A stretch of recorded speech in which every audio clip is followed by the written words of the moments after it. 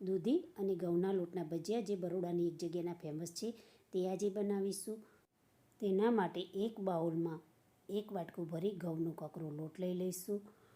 તેલ ઉમેરી લોટને મોઈ લઈશું. તેમાં 2 ચમચી ભરી દહીં ઉમેરી લઈશું. લોટમાં બધું મિલાવી લઈશું અને અહીંયા 100 ગ્રામ જેટલી દૂધી લઈ તેને છીણી લઈશું. હવે તેમાં આદુ મરચાંની પેસ્ટ 1 ચમચી ભરી, સ્વાદ અનુસાર મીઠું, હળદર, ધાણા જીરું, ગરમ મસાલો, મરચું, અજમો અને તલ ઉમેરી લોટને બરોબર મિલાવી લઈશું. 2 ચમચી ગોળ લઈ પાણી ઉમેરી ગોળને ઓગાળી એ પાણી આપણે ખીરામાં ઉમેરી ખીરું બનાવી લઈશું. અહીંયા ખીરામાં ગોળનું પાણી જ ઉમેરવું.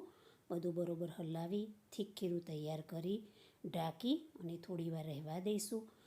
ખીરું સરસ પલળી જાય ત્યારે તેને ફરીવાર ફીણી લઈશું અને તેમાં 5 ચમચી જેટલું સોડા અને 2 ચમચી જેટલું પાણી ઉમેરી ફરી ફીણી લઈશું. તૈયાર ખીરામાંથી ગરમ તેલમાં ભજીયા મૂકી દઈશું. ભજીયા મૂકતી વખતે ગેસની ફ્લેમ ફૂલ રાખવી, પછી ગેસની ફ્લેમ સ્લો કરી ધીમા તાપે તળાવવા દઈશું. એકદમ ગોલ્ડન કલરના થાય ત્યાં સુધી તળી લઈશું.